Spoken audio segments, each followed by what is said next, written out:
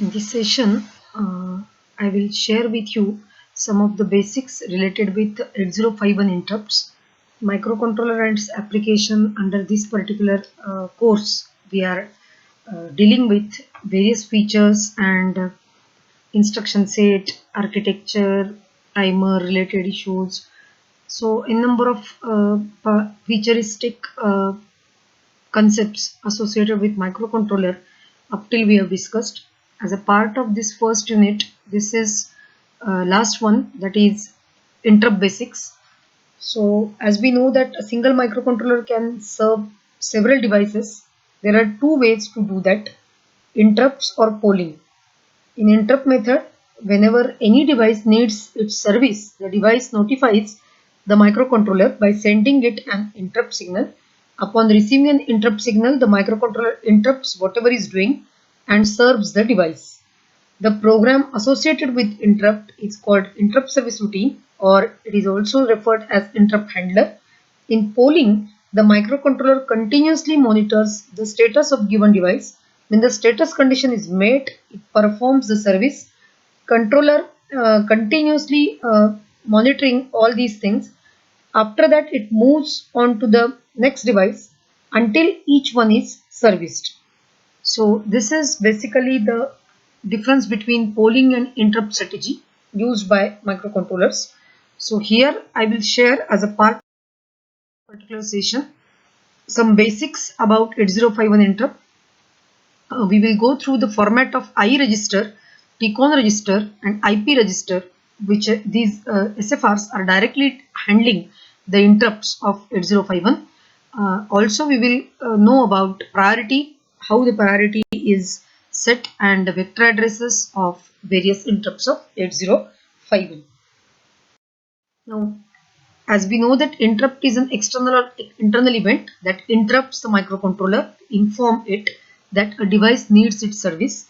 Single microcontroller can serve several devices by two ways, as I mentioned. Interrupts: wherever any device needs its service, the device notifies the microcontroller by sending it an interrupt signal. Upon receiving an interrupt signal, the microcontroller interrupts whatever it is doing and serves the device. The program which is associated with the interrupt is called interrupt service routine, or it is also known as interrupt handler. In case of polling, the microcontroller continuously monitors, and whenever the condition met, it performs the service, and after it moves on to the monitor the next device until everyone is serviced. So polling can monitor the status of several devices and serve each of them as certain conditions are met. The general polling method is not efficient since it wastes much of microcontroller's time by polling devices that do not need service. That, like for example, here suppose we take an instruction like JNB TF comma target and waited until the timer rolled over, and while we are waiting we could not do anything else. So this is the basic fact. In case of the timer, if we use the interrupt method, the microcontroller can go about doing other tasks, and when the TF flag is raised, the timer will interrupt the microcontroller is whatever it is doing.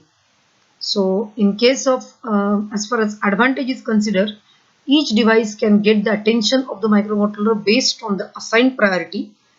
For the polling method, it is not possible to assign priority since it checks all devices in a round-robin fashion. The microcontroller can also ignore device request for service. This is not possible in case of polling method. So this is the reason we prefer interrupt. For every interrupt, there must be an interrupt service routine, and when interrupt is invoked, the microcontroller runs that interrupt service routine. For every interrupt, there is fixed location in memory that holds the address of its ISR. The group of memory locations set aside to hold the addresses of ISR is called as interrupt vector table. Now, upon activation of an interrupt, the microcontroller goes through the following steps. So, first one, it finishes the instruction it is executing and saves the address of the next instruction program counter, that is PC contents on the stack. It also saves the current status of all interrupts internally. not on the stack, and jumps to the fixed location in the memory called the interrupt vector table that holds the address of ISR. The microcontroller gets the address of the ISR from the interrupt vector table and jumps to it. It starts to execute the interrupt service subroutine until it reaches the last instruction of the subroutine, which is RETI, return from interrupt. Upon executing the RETI instruction, the microcontroller returns to the place where it was interrupted. First, it gets program counter address from the stack by popping the top 2 bytes of the stack into the PC. Then it starts to execute from the address. So this is the general strategy used by the interrupt. 6 interrupts are allocated. That is, first one reset, that is a reset pin of 8051 jumps to address location 0000. This is power up reset. Second one is 2 interrupts are set aside for the timers, that is one for timer 0 and another one for timer 1. Memory location 000BH and 001BH in the interrupt vector table belong to timer 0 and timer 1 respectively. Then 2 interrupts are set aside for hardware external interrupts, pin number 12 P3.2 and pin number 13, that is P3.3 in port 3, are for the external hardware interrupts INT0 and INT1. These external interrupts are also referred to as EX1 and EX2. Memory location 0003 and 0013.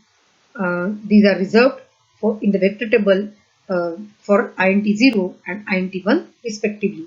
Serial communication has a single interrupt that belongs to both receive and transmit. The interrupt vector table location 0023 belongs to this particular interrupt. There are limited number of bytes set aside for each interrupt. For example, the total 8 bytes from location 0003 to 000A is set aside for INT0. Here you can see the vector addresses, that is for reset 00009 pin number 9, external hardware INT0 0003 P3.2 12 number pin, timer 0 TF0 000B, external hardware INT1 0013 P3.3 13 pin number, timer 1 TF1 001B, and serial communication RI and TI 0023. So these are the total 6 interrupts. Here you can observe the gap or the spacing between them. If the service routine for a given interrupt is short enough to fit in the memory space allocated to it, it is placed in the vector table. Otherwise, ljump instruction is placed in the vector table to point to the address of the ISR routine. Upon reset, all interrupts are disabled. It is masked, meaning that none will be responded to by the microcontroller if they are activated. The interrupts must be enabled by software in order for the microcontroller to respond to them. There is a register called IE, that is interrupt enable register. It is responsible for enabling, that is unmasking, and disabling, that is masking the interrupts. We will go through that, that is I register. So this is the format. So D7 bit, that is EA bit, it disables all interrupts. If EA is 0, no interrupt is acknowledged. But if EA is equal to 1, each interrupt source is individually enabled or disabled by setting or clearing its enabled bit. Then next one is I.6 bit. This is not implemented, reserved for the future use. Then these 5 bit, that is ET2. So this corresponds to I.5. This enables or disables timer 2 overflow or capture interrupt. Then next one is ES, that is I.4. So enables or disables the serial port interrupt. Then ET1, that is I.3, enables or disables timer 1 overflow interrupt. Then EX1, that is I.2, enables or disables external interrupt 1. Then ET0, that is I.1, enables or disables timer 0 overflow interrupt. And EX0, then that is IE.0, enables or disables external interrupt 0. To enable an interrupt, we take following steps. Bit 7 D7 of I register must be set to high to allow the rest of the register to take effect. The value of EA is 1. Interrupts are enabled and will be responded to if their corresponding bits in I are high, and if EA is equal to 0, no interrupt will be responded to even if associate bit in the I register is high. So this is small example, just single instruction. Afterwards we will go through the programs related with interrupts. Here just I am showing you how to set the particular bit. So like for example, enable the serial interrupt, timer 0 interrupt and external hardware interrupt EX1. These things we want. Then what I have written, move I 100101110B. So respectively the bits are made 1. Another way is particular bit dot 7, dot 4, dot 1 and dot 2. These 4 bits we want to make 1. So we can use simple instructions set B I dot 7, set B I dot 4, set B I dot 1 and set B I dot 2. So these are enable serial interrupt, enable timer 0 interrupt, enable EX1, and the topmost is D7 bit EA equal to 1, that is global enable. Like if suppose we want to make clear, that is disable the particular interrupt, we can write clear I dot 1, that is mask timer 0 interrupt only, and clear I dot 7 disable all the interrupts. Now as far as timer is considered, so timer flag TF is raised when timer rolls over. In polling TF, we have to wait until TF is raised. The problem with this method is that microcontroller is tied down while waiting for TF to be raised and cannot do anything else, as I already mentioned. Using interrupts solve this problem and avoids tying down the controller.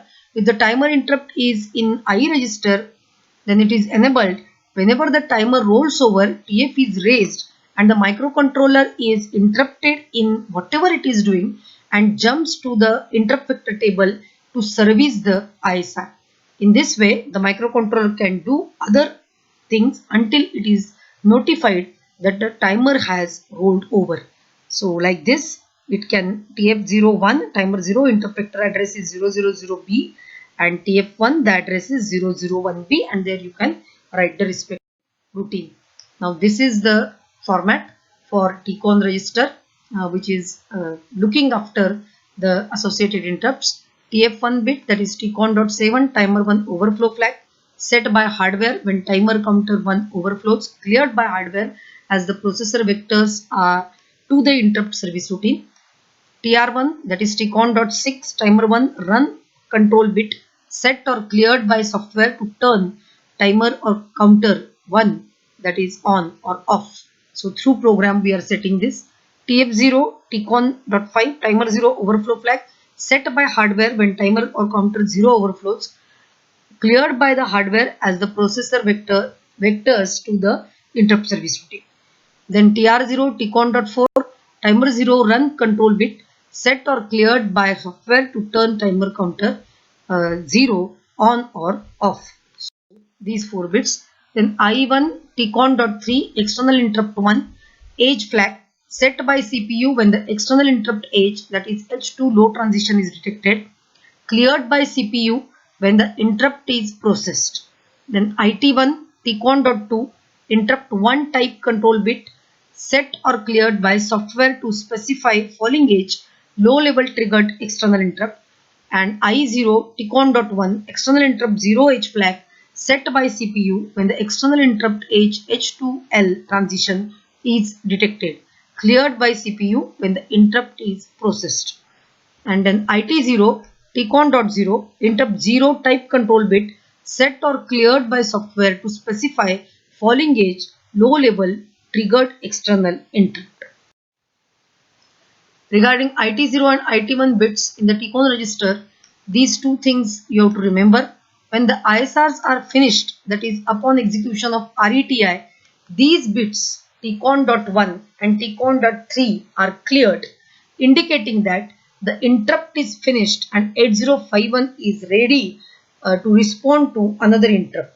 So this also you have to remember. Then during the time that the interrupt is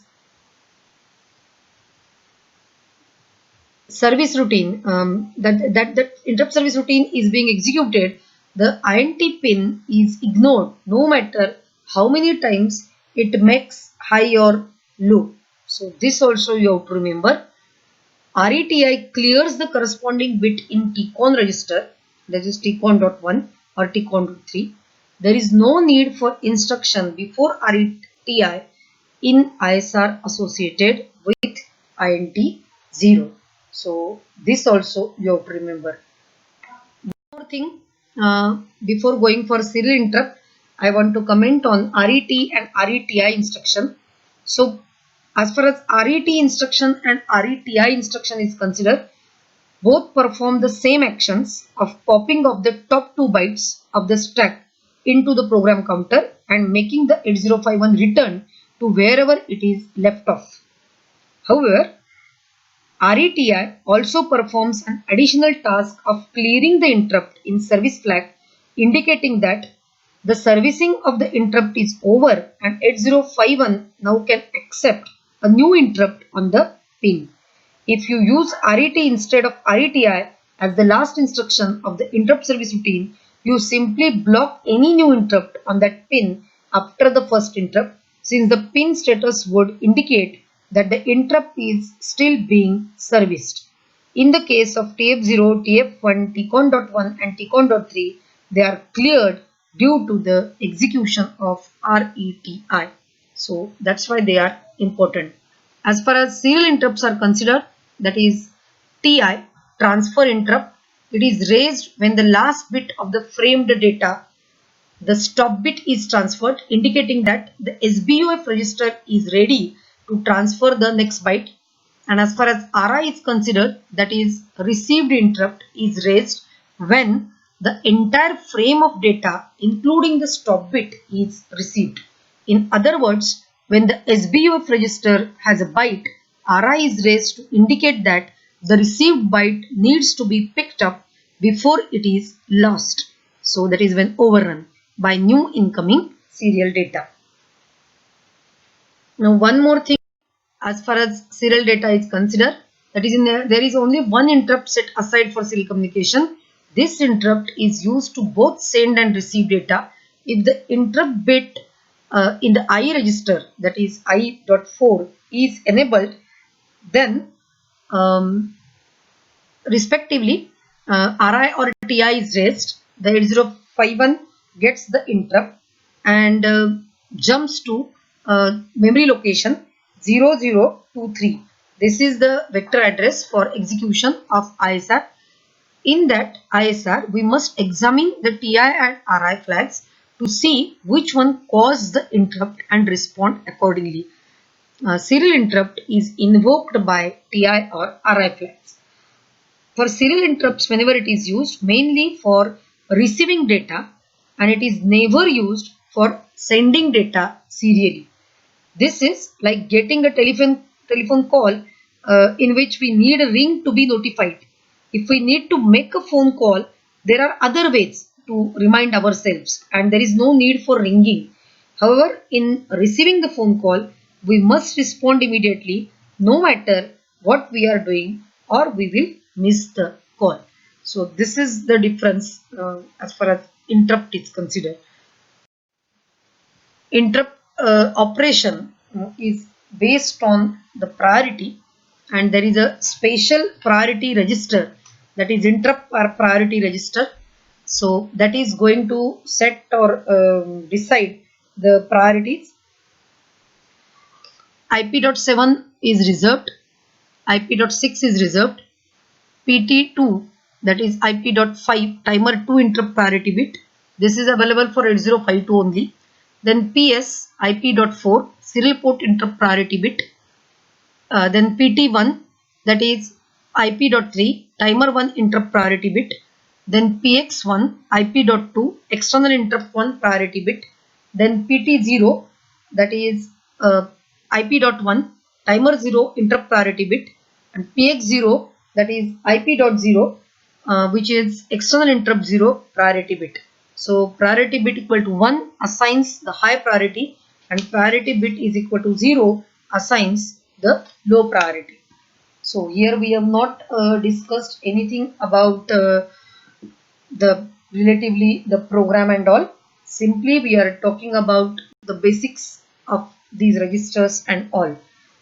So when 8051 is powered up, at that time the priorities are assigned according to the following, that is highest to lowest, external interrupt 0, INT 0 highest, timer 0, TF 0, then next one is external interrupt 1, INT 1, then timer interrupt 1, and then serial communication. So serial communication is having lowest priority.